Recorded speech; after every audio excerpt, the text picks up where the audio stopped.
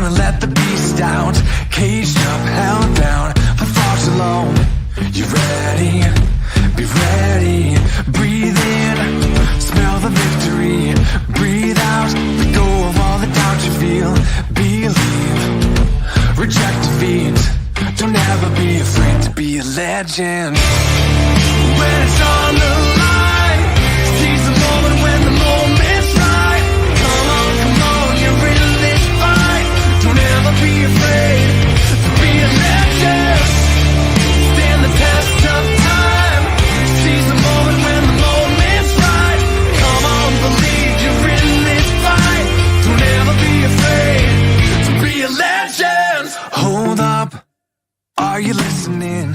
Focus in, we're looking to make history. Let's go, we know what we... Hey, good evening, everybody. It's Tuesday night, and you guys know what that is. This is the night that no one ever is afraid to be a legend. Just like what the song says, right? So I really kind of like that song.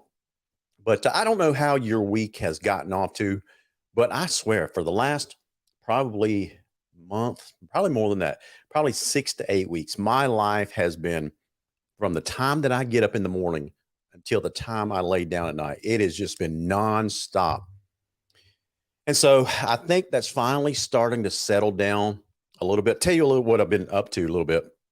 And then, I've been talking about this show, on this show, I should say, for several weeks now. One of our newest sponsors is Freedom with Steve Nichols. And so Steve Nichols and I have been buddies for a long time. And he's done this political talk show stuff for a while now. He was the host of the Morning Drive on 105.9 at a radio station here in town. And he left that a little bit over a year ago, started his own show. And he and I have stayed in contact over the last year or so. And over the last several weeks, probably the last 2 to 3 months, he and I have been talking about me coming on board just to kind of, I don't know, give his endeavor a little shot in the arm on the technical side, just to polish it up, things like that. And we came to terms and we agreed on that. So one of the things that I've been hinting at on this show while I've been talking about that sponsorship is he and I basically entered a formal agreement where the last several weeks we launched the new venture, which is called Freedom Networks. And the first show that we are producing is his existing show, Freedom with Steve Nichols. We've just added a little polish to it. And so we launched that a couple of weeks ago in a new studio. So we've been trying to set up the studio with multiple cameras, mixer boards, microphones, lighting, getting the website up and running, because it's going to have a slick website that I've built that's going to be a part of that. And so since we launched that a couple of weeks ago, I've been getting up at 4:30, 5 o'clock every morning so I could meet him at the studio, because the show airs from 6 to 9 a.m. Monday through Friday. So you got to be there just to make sure all the tech stuff is working. So, man, I am just running on fumes, just pure adrenaline right now. And I got to be honest with you, Mountain Dew Spark as well. So that takes me to my original sponsor. And that's our title sponsor for this year, right? The PreGame Blitz, or Around the Nation on the Viking Nation Live, presented by Pepsi Bottling Company right here in Valdosta, Georgia. And I want to thank these guys, Doyer Deloach. Fantastic partnership that we've got going on. So like I just said, I've been running on fumes, and Mountain Dew Spark has helped me through that. And so if you don't like that flavor, there are other flavors for you, such as Pepsi, Mountain Dew, Mountain Dew Spark, Rockstar, Mountain Dew Energy, all kinds of Mountain Dew flavors out there. So anyway, we want to thank Pepsi Bottling Company. We also want to thank our other sponsors like Tim Neesmith at A Shade of Perfection. Whether you have a custom shades or blinds needs, things like that. With interest rates the way they are going up, I suspect that less new homes are going to be built and bought, which means that you might want to upgrade your existing house. So if that's the case, why not start with the place where people can see first from the road? And that's your windows and window treatments. If that's the case, Tim Neesmith at A Shade of Perfection can help you out. So give Tim Stickman a call there. If you suffer from migraines or back pain, the migraine and spine clinic of Valdosta. These guys, Josh Batson and Justin Haskin, I love these guys. These guys are awesome sport fans, and they're awesome supporters of this show, whether you're talking about the Pregame Blitz or the Viking Nation. Have you guys, I don't know, I see our super fans in the backstage area, whether it's Chase, George, Justin, or Cole. We got the whole crew with us tonight. But I don't know if you guys have been keeping an eye on the stock market. It's been going crazy since the first of the year, man. Everybody's losing money right now. But when you have, on your facing times like this, you need sound financial advice. I rely on a guy like Kyle Conger at White Oak Investment to help me make those sound decisions. So if you need that kind of help, give Kyle a call at White Oak Investment. If you need wireless stuff like iPhones, Androids, accessories, small business accounts, whether it's Verizon, iPhone, or Androids, give Matthew Godwin a call at Verizon Wireless on Perimeter Road. This is the guy I was just telling you about. So check out his new show with all the technology upgrades every Monday through Friday, 6 to 9 a.m. on Facebook. It's also on YouTube. It's also on Discord. But you can find him on Facebook on his page, Freedom with Steve Nichols. And lastly, we want to thank our newest sponsor, and that's Commercial Banking Company. Like I said earlier, interest rates are going up. So I think they're going to go up later on this week, if I'm not mistaken. So before they go up too much higher, if you're in the market to buy a new house, to buy a new car, to do something that's going to require a loan, give the folks at Commercial Banking a call now to go ahead and get your rates locked in. They can help you out. So we appreciate the folks at Commercial Banking Company. So that's all our sponsors that we have now. There's more coming on the way. And with that said, let me welcome aboard our super fan panel. George, how you doing, man? You're on mute, dude. You're on mute. So what? There we go. Sorry. There we go. What's happening, Larry? How are you, man? It sounds like everybody's having one of those days. Oh yeah, I started early and been all over Georgia today. So I'm I hear you. Back country now. Yeah, you do a lot of business in the middle Georgia area, don't you? Yeah, I was in Dublin and Reidsville and everywhere in between today. So I got you. Yeah, good to be back home and with you guys. I hear you, man. Let's go ahead and bring on some other fans. Chase, how you doing, buddy? What's up, fellas? Hey, man, your lighting looks really good. You got your hunting cap working there. A glass of sweet tea, Duck Dynasty style, looks like. Oh yeah. So you're jacked up, ready to go.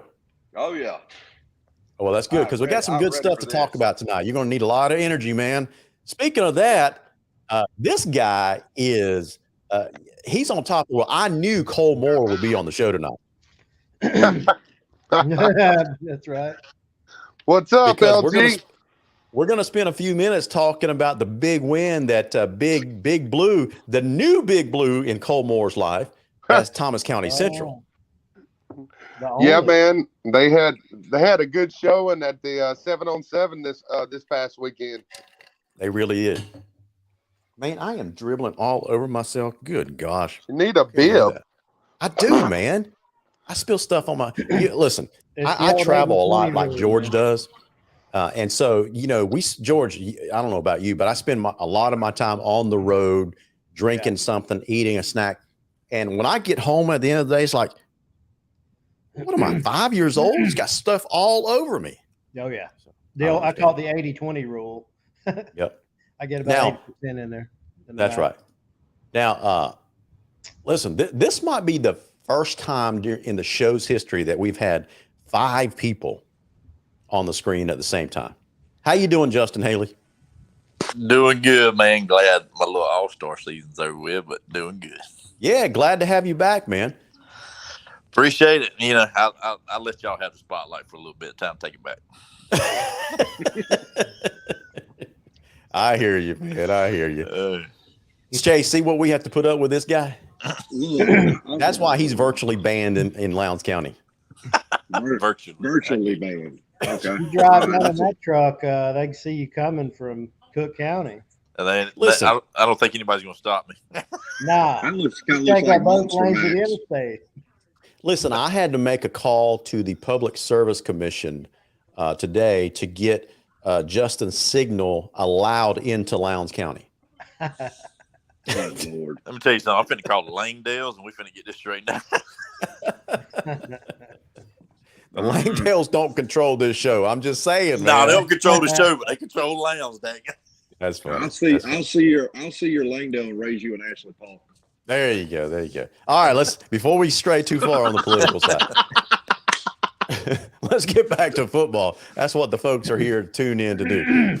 All right, so guys, we got some different topics tonight to talk about. One is, before we get into some of the ancillary topics surrounding high school football in general, let me ask you a question. Cole Moore, you said at the start of the show that Thomas County Central went over to the 7-on-7 tournament in Troy, Alabama. That's a huge win for that TCC program under first-year head coach Justin Rogers. How big of a win is it? Is the fan base excited? What kind of difference do you think that kind of win is going to make for them? Well, I think the fan base is really excited. As far as 7-on-7s, I mean, I struggle with it. I think for this program, it's momentum that is starting to build. You've seen it in spring, and the momentum got a little bit, started rolling a little bit, and then had the big win in the scrimmage, where they were pretty much could have done whatever they wanted to with Perry. And now this, they had a very good showing, and then beat they won the championship by defeating Thompson out of Alabama, which is known to be a really good football program. What I will say is this gives your skill guys, right, quarterbacks, your skill guys, opportunities to get better. As far as Central's concerned, they have really bought into Justin Rogers, and it looks like the players are starting to buy in. And this is just momentum. I mean, you start believing in our coaching staff, and now you do well in spring, and then you go on 7-on-7, win a championship there. Just it's momentum built. It's not going to tell you whether you're going to win or lose during the season, but I think momentum-wise, it's big for Thomas County Central. You think so? Yeah, I think momentum and buying in, right? I mean, Justin Rogers has come with a mentality here.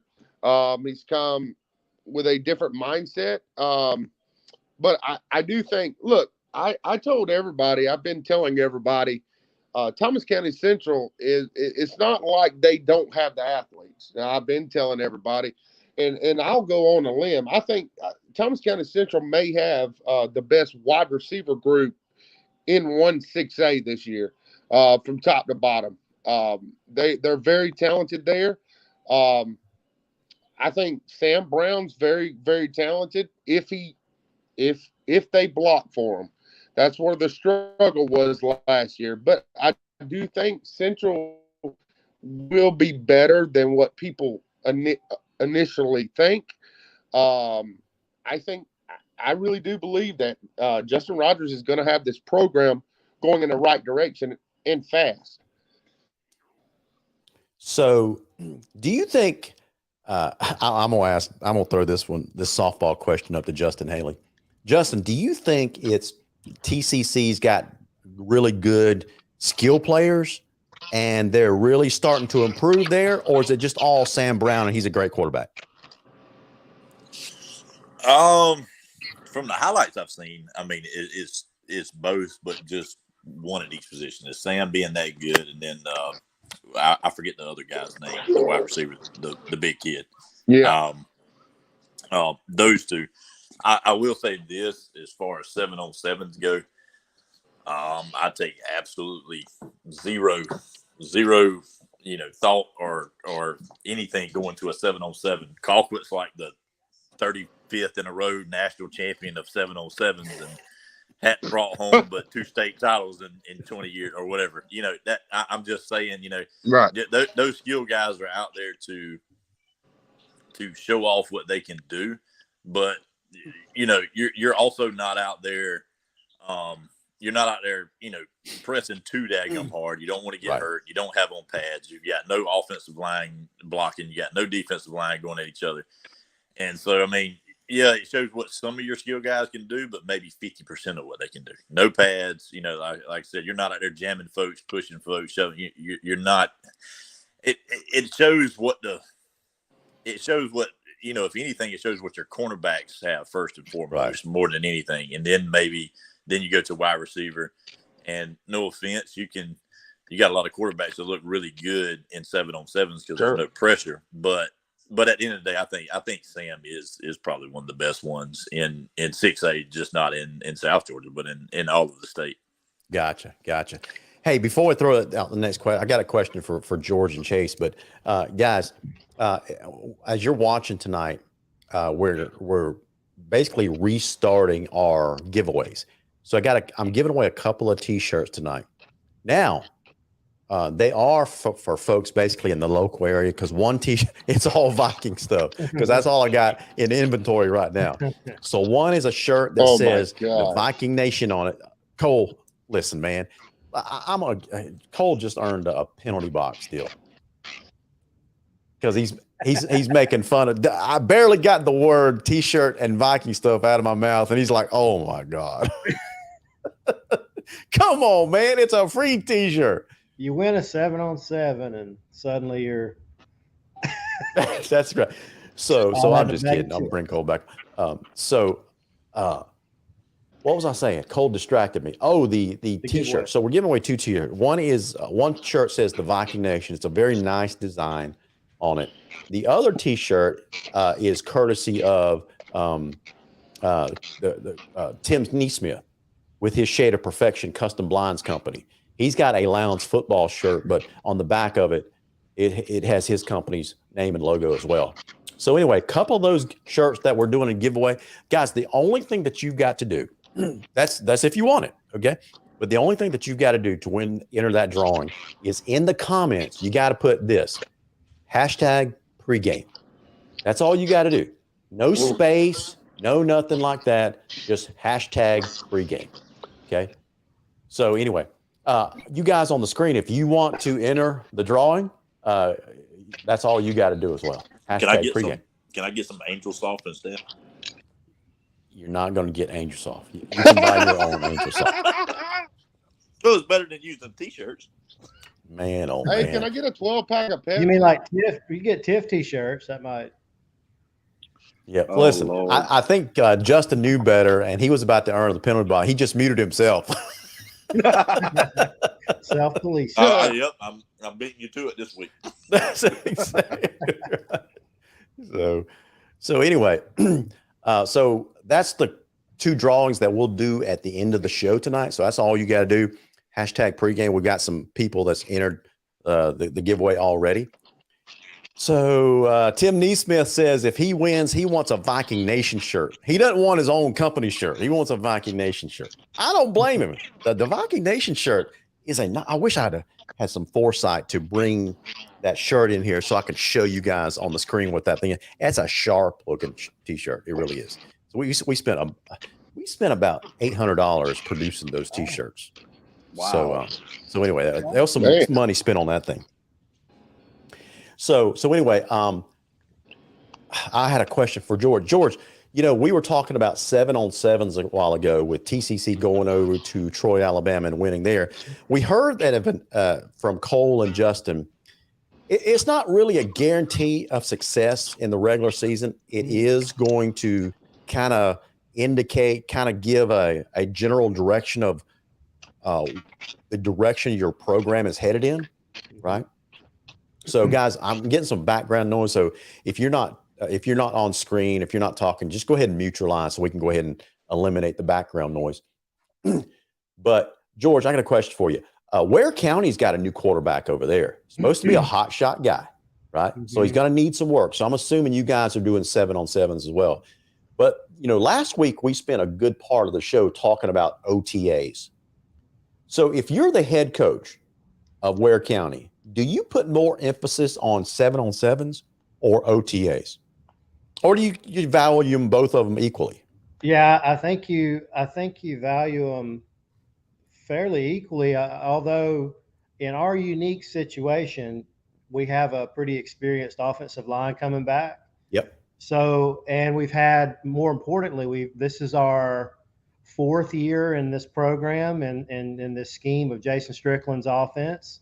So you not only have experienced linemen, but they know the scheme. They're not under a first, second year coach. Right. You do, however, have to your point, a new cabinet of skill position players. So I do think you got to put a pretty big premium on getting them out there and getting them in some live, simulations the best you can, which is of course the 7-on-7.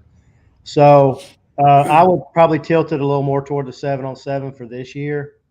But yeah, you still got to show both love. Like, you got to be able to go through your reads, or make sure your line's making their blocks. So, but yeah, I'll go 7-on-7 over the OTAs in our unique situation this year. I got you.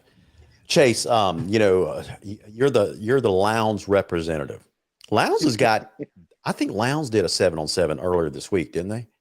Or do they have an ATA, or do they have an OTA that's coming up this week? I think they got an OTA coming up, and I know they're doing some 7-on-7 stuff.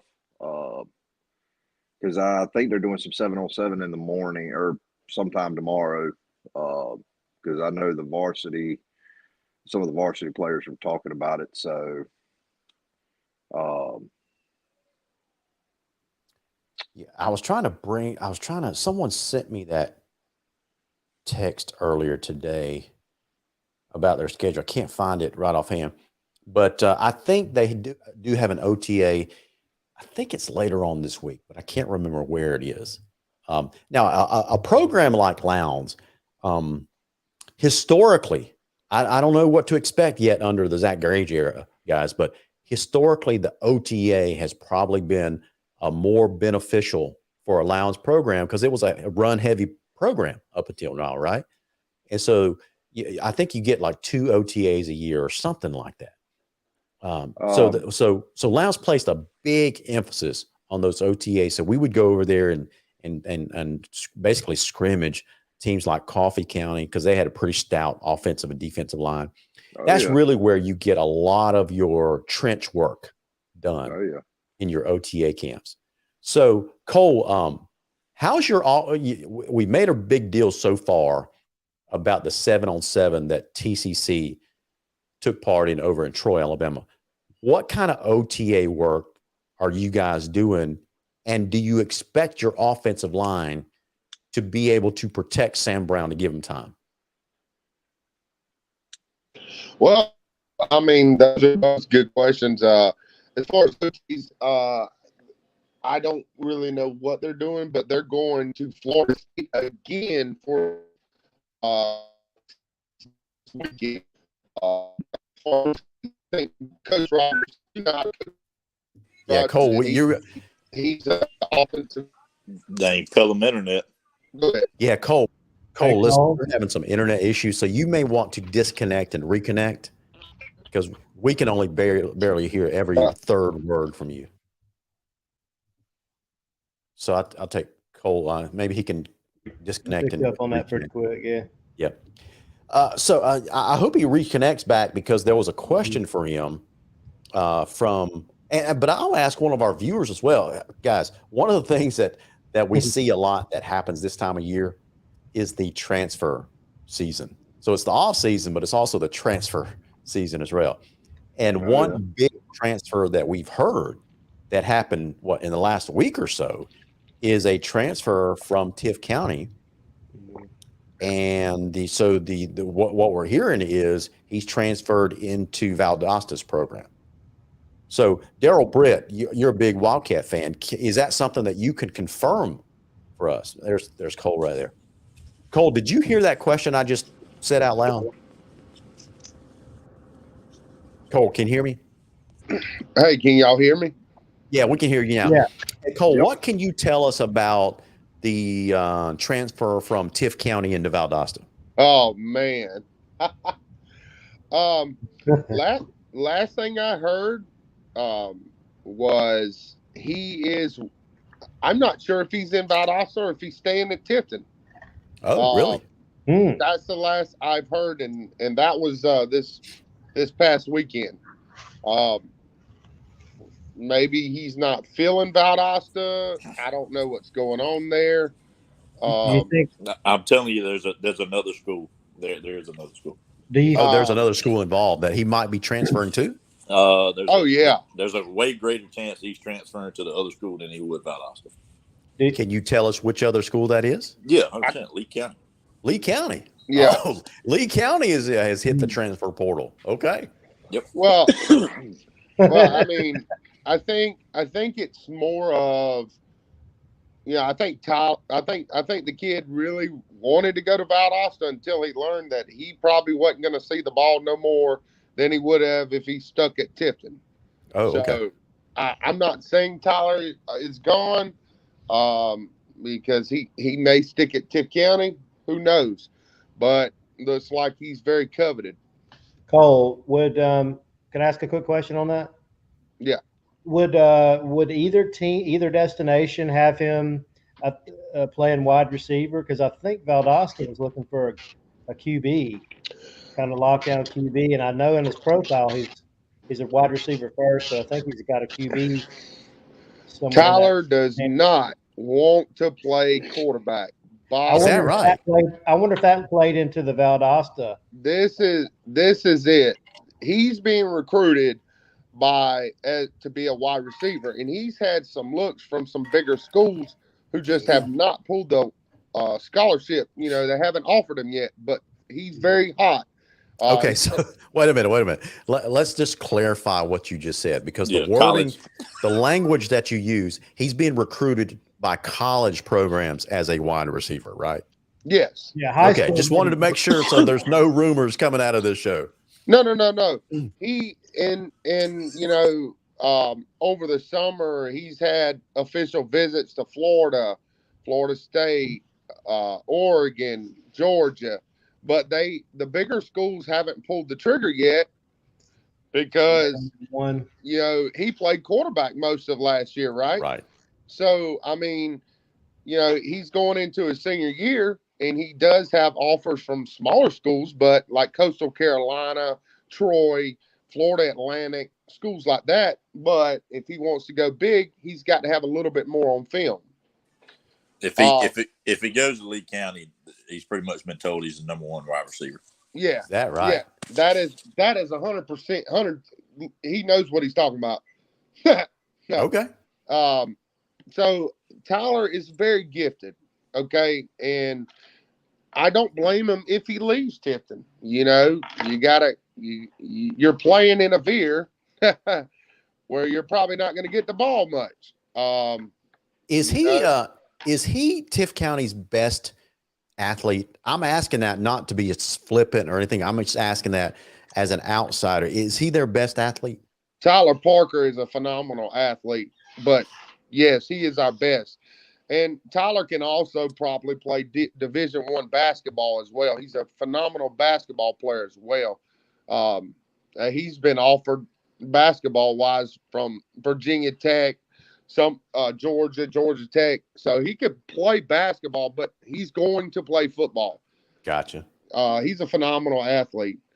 Tifton put him at quarterback, and he did not want to play quarterback, but he was told, you're our best option. And then we flipped it up. I don't know if you remember, LG, but Tiff County flipped the quarterback, and we put another guy back there. And then just through those few region ball games, he had 371 receiving yards. Sure. So, I mean, phenomenal wide receiver. He needs to be at wide receiver. I think that's his best fit. Gotcha. Okay. All right. Well, that makes sense. Well, since they're already doing some work, he's probably enrolled in a school somewhere, whether it's Lee County or Valdosta. I'm thinking he's at Valdosta. Not 100% sure. Gotcha. Okay. Now, don't quote me on that. That's just That's just hearsay and rumors. You know what? I'm going to send a text. You guys keep talking while I send this. I'm going to send a We'll text edit to. that out of the archive version of the show for you. Yeah, I'm going to send a text to Sam Horn and ask him. George, are we gonna hunt while the game warden's not looking? What? Yeah. Oh my God! You guys talk about some crazy stuff. I'm down. So I'm asking a Valdosta fan right now. Did Tyler he's Parker asking a transfer Valdosta fan. to Valdosta? What Cole and Justin said was about 100%. Sounded like something Fabrizio would say. Hey man, with the 120%. Hey, look, I'm not talking about Fabrizio. I think the man's in the mafia. Look. Come on now. What are you talking about?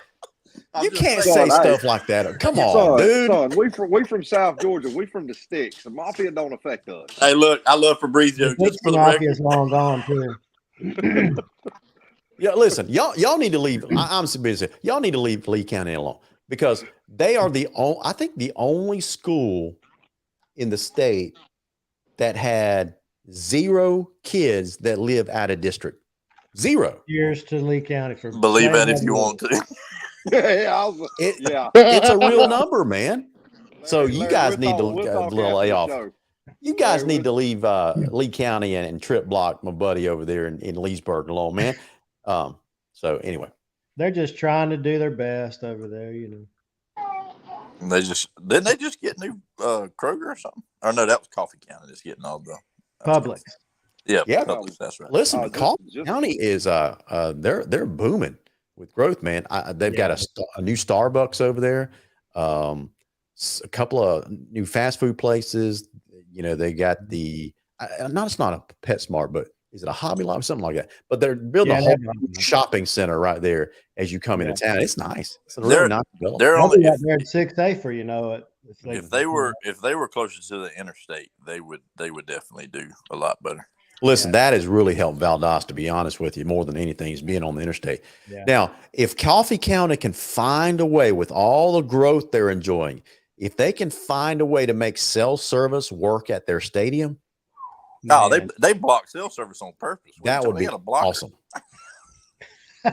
I've been down there with AT&T, Verizon, people with T-Mobile. Nobody gets service. It doesn't matter what carrier you have. Yeah, nobody does. Nobody does. So, worst cell service ever. Yep. Hey, I got a question for you guys. You know, you've all heard that NIL, right? Name, image, likeness has come to the college ranks, right? And so everybody's, all these college kids, all the big name college kids anyway, are really cashing in on this thing. Some of them are getting like 6-figure deals. What do you think would happen if and when that stuff starts to happen at the high school level? So one, is it going to happen at the high school level? Are we going to start seeing NIL deals at the high school level? George, what do you think? Can you see that happening over in Waycross? I can. I mean, let me be devil's advocate. They're student athletes. Yeah. It's like college. They're student athletes in college. They are minors to a large extent, minus your seniors. I think it would probably be the lion's share would be seniors, right? No. They're already proven. And so they're 17, 18, probably fair to say, most of them. Do I like it? I'm not saying that, but I mean, they're student athletes. You're either pro or you're amateur. So, I mean, the libertarian in me is like, okay, I mean, if they're bringing in revenue and sponsors feel the need to, or the value in investing in them, then why not? But I'm open-minded. I'll listen to a counter argument, but I see it's probably going to happen. Probably already happens. You just don't know about it. Yeah, that's what I was going to say. Whether or not we put sunshine on it is a different. It already happened. Well, I know it happens in Lee County. Let me share something with you that hit. Let me share something with you guys that hit the internet last week. Okay, so the GHSA brought this to my attention. Have you guys heard of the NFHS? Other than the NFHS network, right? Yeah. NFHS, National Federation of High Schools, is basically the national rule making body for high school athletics. And that's where all these state associations basically get their direction from as far as new rules to implement, that kind of stuff. So something came out from the NFHS last week. Let me share this on the screen. This is it. Okay, so no NIL, no name, image, likeness benefits. Here's the key: while wearing high school uniform. So what does that tell you? So NIL is here already at the high school level as long as they don't put on that school's uniform. See, I can't get behind that. Not with high schoolers. I don't even like it at the college ranks, to be honest with you.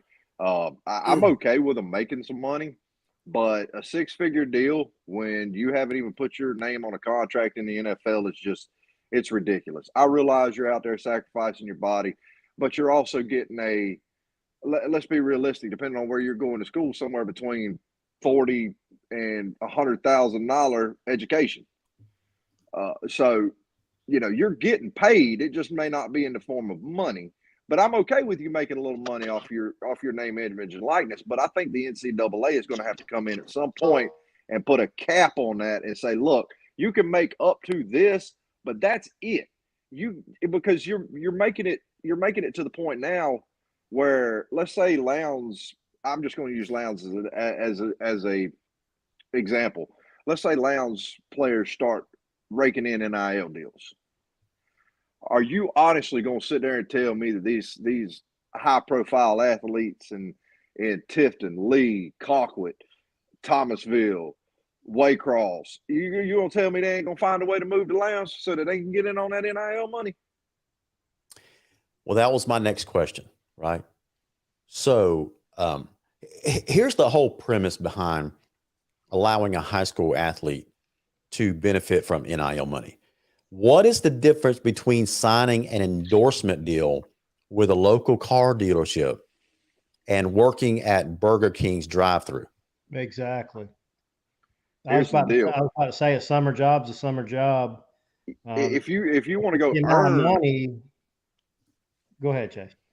I don't know, George. To me, it's if you get a summer job and you're out there working, you're actually out there earning that money.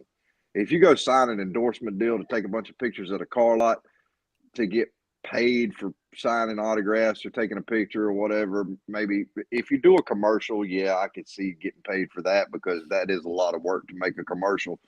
You don't think these athletes are working to prove their skill sets all summer? Oh yeah. But I mean, not. I'm not necessarily disagreeing with. There's an ick feeling to it that I share with you. There's like a cringe factor to it, but yeah. At the same time, we're in a free country, and I don't know. I look at the pitfalls ahead for some of these people, but these student athletes. So, but let me ask you. Go ahead, Larry. Well, this discussion can go a lot of different directions. Let's focus on one side of the coin first. Let's talk about the pros. What are some of the pros that comes with allowing student athletes at the high school level? We can debate college, but we're talking specifically at the high school level. What are the pros or the benefits of allowing a student athlete to benefit from NIL at the high school level? Can you name any? I could think of a very humble or impoverished background kid. Okay. Could now take that money and use it for, training, camps, things that they could not otherwise dream to afford otherwise, hotels to go and stay if they go off to a different area of the country. Some of them have very, very modest home life where they're eating, subnutrition, nutrition for their gifted, chassis they've been blessed with. I can see a lot of positives, coming at that angle. I can see a lot of pitfalls too, being a nearly 50-year-old guy. Yeah, we'll get to the pitfalls for a second. Yeah. Chase, can you see any other benefits from allowing this type of stuff to happen in high school? I got 100% agree with George on, the impoverished backgrounds. Some of these kids come from not the greatest home life sometimes. And some of them are blessed and they do have great home lives. But you have these kids that come out of bad backgrounds, bad parts of their local areas, that it would be beneficial to them, and I get that to a certain extent. But you got to, as adults, we have to see how this is going to go. The governing body has to see how this is going to go before we can really say what all the pros could be. Yeah. So before we get into the negatives or the drawbacks, Hey, Cole, I'm gonna let you chime in here. What kind of benefits can you see other than what we've named already? Well, yeah, I mean, I agree with camps. I will give a perfect example. There was a kid in Tifton that never got noticed. Georgia Southern had a camp. Mom couldn't afford it. I'm not going to mention the family. No, mom could not afford it. Kid had no offers. Take him up there to Georgia Southern. Georgia Southern offers him a scholarship. Spends the next 4 years at Georgia Southern. That was all he had. Kid now is playing for San Francisco 49ers. Look, I'm on the other end of this where I and all these old guys don't say, no. Look, I can talk college with you. I know this is high school, but when Lowndes packs a sells out a stadium, okay, they're there to watch them. They're there to watch football, okay. That's my thing there. I'm gonna get, because I know I'm gonna be the bad guy here, but they're there to play, and anything can happen. Now, I do think as far as high school kids, it needs to be a certain monitored funds through the high school. Some way, okay, say this kid right here, we need to help these kids put this right here back. Okay, when you turn 18, then that's when you can touch it. You get what I'm saying, LG? Something needs to be monitored. Okay, yeah, I don't want to give a kid $20, $30, $40,000 as a 16-year-old kid. I mean, I was 16. I know what I would do with that money. I'd mess it up. Okay, I think if we could do something like that, and that's all I'm going to say on that. Like I'm pro NIL. I am. I have for a long time before the I always thought something needed to be done. Maybe not so much as a high school level, but I understand because now is a lot different. Some schools, booster clubs will pay these kids to go to camps. Where when I played, we had to fork that money out. If we didn't have it, LG, we just couldn't go. That's right. Okay, so here's what I would say about it as far as on the pro side. Guys, when we were younger, I remember when I was playing football. Football back then, playing football was basically a fall endeavor. And you had a couple of weeks, 2-3 weeks in the summer, right? And so that meant when the season ended, you know what I did? I went and got a part-time job, bagging groceries, or in the summertime, cropping tobacco. It was a way for me to earn some money when I was in college. I'm not college, but when I was in high school. Yeah. Right? Today's modern football player and a lot of baseball, basketball, these are year-round sports now. Mm-hmm. Right. You just take a look at Lowndes in the summertime. There is no downtime. You should see their schedule. They get there 7:00 in the morning. Right. They're working out. They're eating breakfast with the team. They're going through practice basically. Right. They're doing 7-on-7s. They're doing OTAs. There's no time to go get even a modest part-time job. So it's kind of unfair for these kids. They're still kids. So they still want to earn a little bit of money, buy stuff they enjoy, that kind of stuff. And you have so many of these kids that don't come from affluent families, right? So they would like to go out and get a part-time job. So in those particular cases, I'm all for it. I really am. If it's done legitimately, if it's done legally, I'm all for it.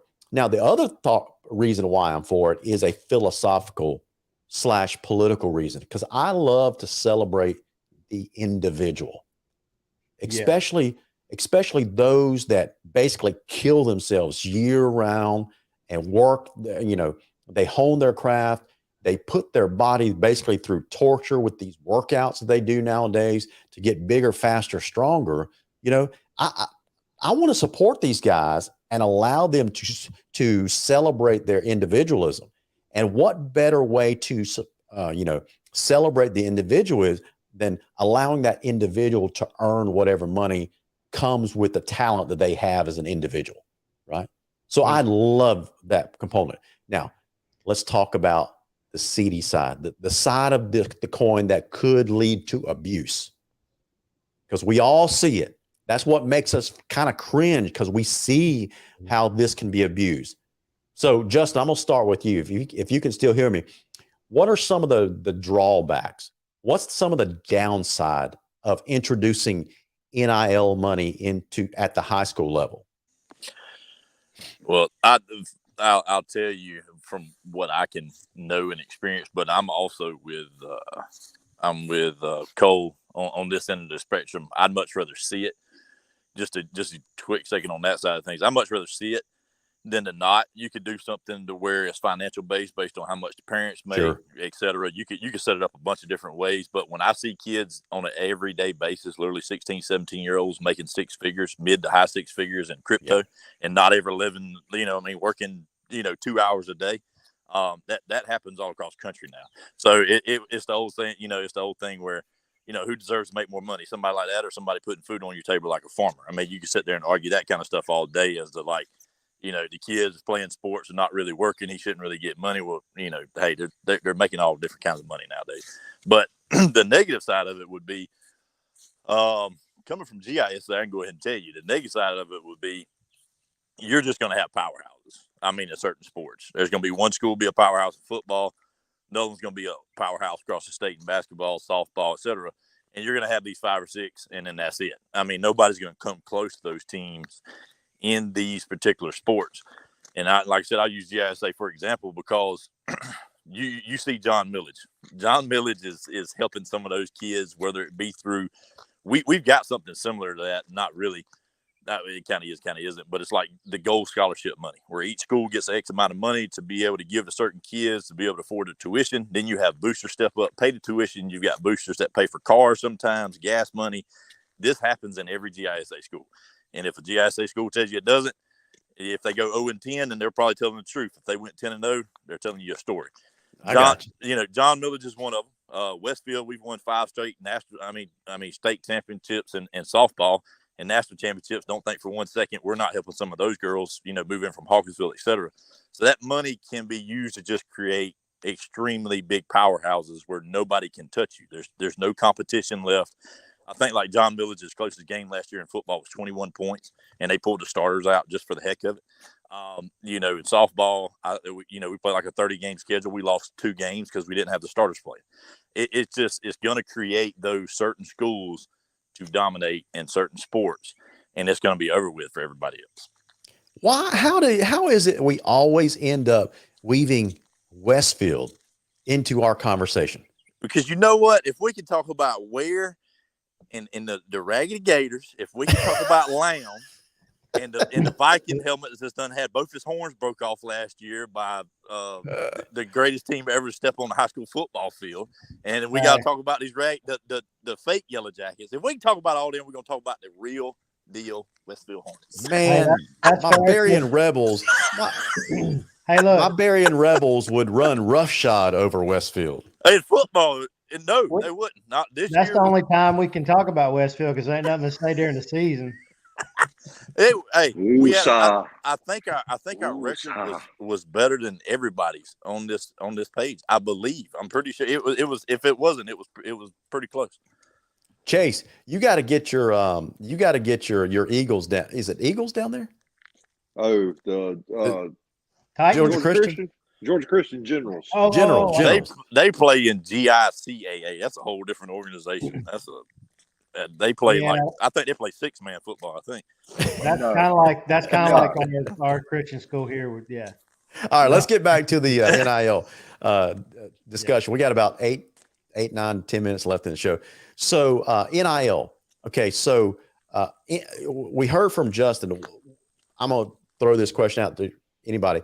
You guys want to follow up? What other downside do you see with NIL coming to high school? I'm gonna go with Justin, and because You're agreeing with Justin? yeah, unfortunately I am. Get him in the penalty box. Well, I got to go with him on Chase, this man. You know, I know you're new with our crew, but you just earned a penalty box for that one, buddy. Come on. Oh my gosh. Agreeing with Justin Haley, that is a major no-no, man. What you gonna wear? A Westfield shirt next week or something? No. But I do agree on the one point he made, and that's the fact that if you allow this NIL stuff to really take hold in high school, you are going to have custom built powerhouses. Yeah. You are going to have high schools that's going to turn into basically a public school equivalent of IMG. Yep. I mean, let's be honest. Let's be honest, because if you can do it, look, it's like this. If you can do it legally, don't think that some of these programs ain't going to find a way to do it behind everybody's back where nobody can see it. Yep. I mean, I'm just being honest. It's going to happen if you allow it to happen out in public. It's going to happen behind everybody's back as a recruiting tool. Yep.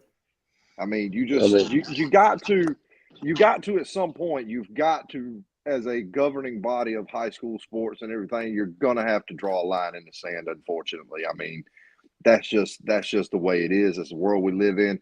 As adults, we're put here to set an example and to basically lay down ground rules for children under the age of 18 to follow. Yep. Cole, what happened, buddy? And Cole decided he didn't want to hear that part of the conversation. I will say this. We already have an IMG Academy in Georgia. It's called Buford. Yeah. Who's going to win 7A this year? Who's going to win 7A? Yes, correct. And with Justin Haynes over there now? I was thinking it was Buford or Grayson. No, I think Buford loaded up. It ain't Grayson. Buford has you should see who they have now. They have got in some serious talent. No joke. Yeah. Yeah, Gotcha. they're going to be really tough to be dealt with. Hey, Larry. Everybody's got a plan until they get punched in the mouth. One thing I was thinking of back on that NIL thing is some households that we talked about impoverished, or maybe you've got a less than character-driven mom and dad, or mom or dad, and when that money starts coming in the house, can you imagine the pressure of this athlete? Where daddy's like, hey, slide me $100, or, and that's just a recipe for potential disaster. And who do you go in and who do you have arbitrate that? That's a thing I've thought about it. It would be a potential big pitfall is, the lottery effect. You win a bunch of money. Suddenly all these people come out of everywhere. Right. Your new family and friends. So I'm afraid this is what's going to happen. We're going to see this start to get abused. I don't think it's widespread yet. I know it's not widespread. Just people are just waking up to the idea that, this stuff could probably happen at high schools as well. And now that the NFHS and GHSA has come out and basically said, you can basically do it, just don't wear a school uniform, right? So what's going to happen is we're going to see 1 or 2 kids in Georgia start doing it. And once that happens, Katie barred the door. It's going to happen everywhere. So I think the way this is going to be abused, guys, is this is basically going to be used as a don't ask, don't tell recruiting tool. Mm-hmm. It will. And so I really feel bad for these smaller communities that are close to bigger schools, because, where can student athletes really benefit from NIL deals in high school, right? And that's the bigger cities, the bigger population areas, because by default, they have more businesses that can offer these types of deals, right? Can you imagine a car dealership or a funeral home or something like that? Really big booster of a program that you just approaches they don't have to go through the school to do it. They just approach the student athlete and says, listen, we would like you to endorse our dealership.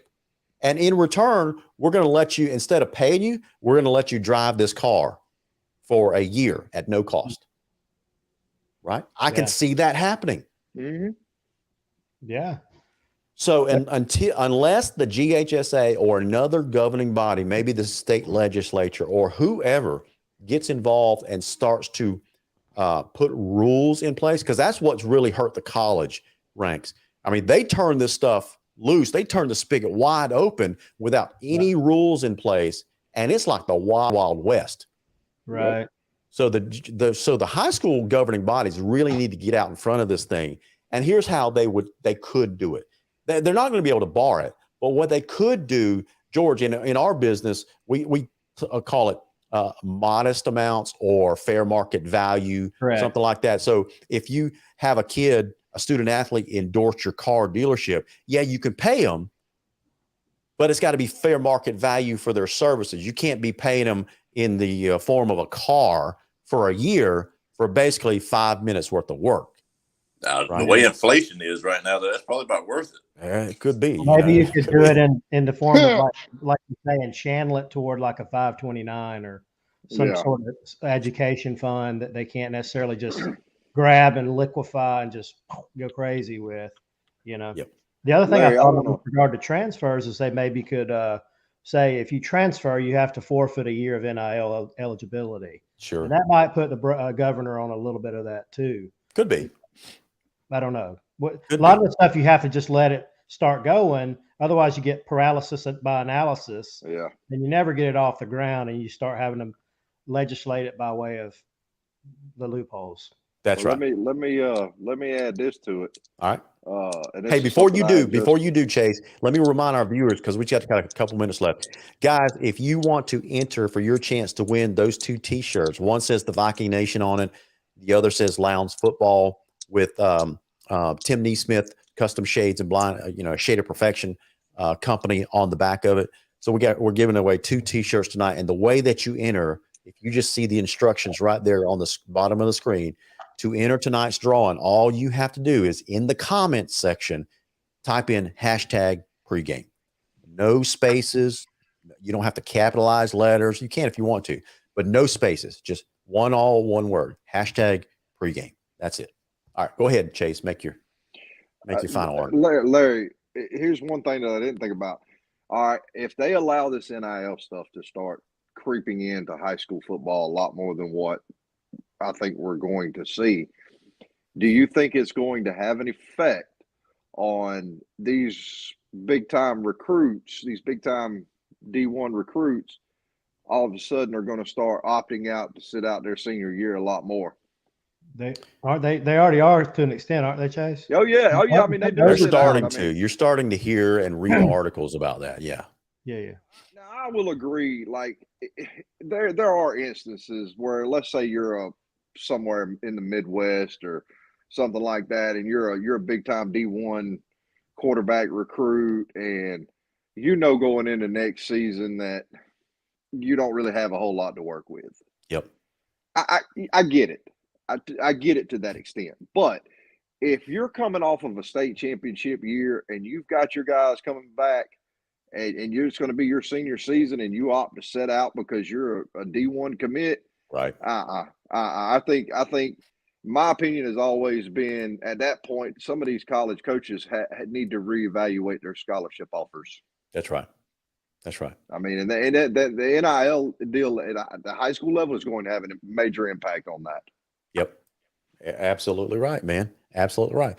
So you guys, if you've been watching and following along tonight's discussion, you see pros and cons for both. This is a real issue that the world of high school athletics is facing. It's just now it's into its infancy, but as we progress, this topic is going to pick up steam. All it takes is a handful of student athletes to wake up one morning, their parents to wake up. It's like, man, we have a chance to make at least a little bit of money, right, off of NIL deals. And so why not? So I don't know how schools, I don't know how individual schools are going to handle this. Maybe individual schools will end up putting rules in place. I just don't know how you're going to prevent a student athlete from doing it. If you can't stop them from going to work at Burger King, how can you stop them from basically starting their own business and benefiting off their name? Right. Yep. Punishments need to be severe to let them know right away we're not playing. Yep. So start using it. Yep. So watch, whenever there's money involved, there's a potential for abuse. And so watch out for abuse because that is coming. I promise you. If there's a way for some boosters out there to bring home a state championship and they can go out and get this player, they will end up abusing NIL. Yeah, Wilbur Pelfrey makes a really good point. He says the large market schools are basically going to be the ones to prosper. Mm-hmm. And he's right. The way it works. The rich get richer, right? Mm-hmm. Yeah, he's 100% correct. Yep. All right, so let's this is how Justin Haley is killing me with these private chats down here. Chase, I like this new hashtag. That's funny. Thought you might like that. We're gonna brand it hashtag Viking. Next week I might change that what you type in to enter that to that hashtag Viking Nation NIL. I like that. So here's how it's going to work, guys. Listen, I need to tell you guys up front. You may end up winning this T-shirt, but you got to come to Valdosta to pick it up because I ain't shipping it. I'm just not doing it. Man. I've already spent $800 on digital T-shirts. I'm not going to spend another $10 for shipping. I'm still waiting on my Winn-Dixie chicken. Listen, our deal with Winn-Dixie is ended. That's already over with. You ain't getting a chicken. Take it on down to the KFC. Yeah, I might overnight you some like a dozen chicken eggs or something like that. I'll take it. So Justin Haley's the one that set up Rush Prost. Oh. All right, guys. Listen, Heath Carver says, "Dang, dude, the gas is too high to be going to doctor." I agree. I agree, man. Well, maybe we can work something out. So we'll just play it by ear. Okay. You can shoot it out of one of those cannons, and it'll go another 100 yards. Yeah, exactly right. Maybe you can donate it to someone that lives in Valdosta, but we'll figure it out. If nothing else, we'll have a good time. All right, here we go. Let's see.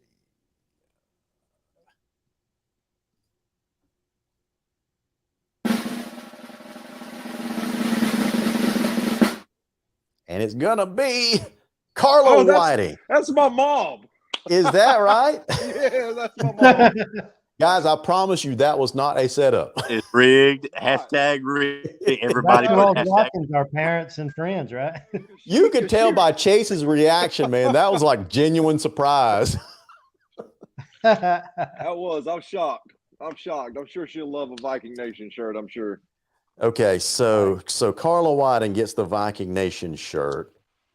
Okay, so the next drawing is for now, Carla. If you happen just by chance, because we had like 13 entrants to this, so there's a chance that your name could pop up again because we don't exclude your name from the second drawing. So if your name gets drawn again, we'll just do a redraw so a new name could win. Okay? Just to let you know. All right, let's see. It's gonna be James Andrews. James Andrews wins a shirt. So James, I don't know where you live. If you're a Viking fan, if you're a Valdosta fan, if you're a Westfield fan, I think that's Lowndes' new freshman kicker's dad. I think. I'm not sure. Don't quote me on that. Two Vikings winning the shirts tonight. I love it. I think don't quote me on that though, Larry. Kenneth Hurst says you got to go to Food Line. Listen, I'm working on a deal with Food Line. I've been trying. Does Food Line cook chicken? I'll take their chicken at this point. Me and Cole just something at this point. Food Lion sells chicken. They don't cook the chicken for you. Well, me and Cole would like you to buy the chicken and grill it for us and then ship it to us.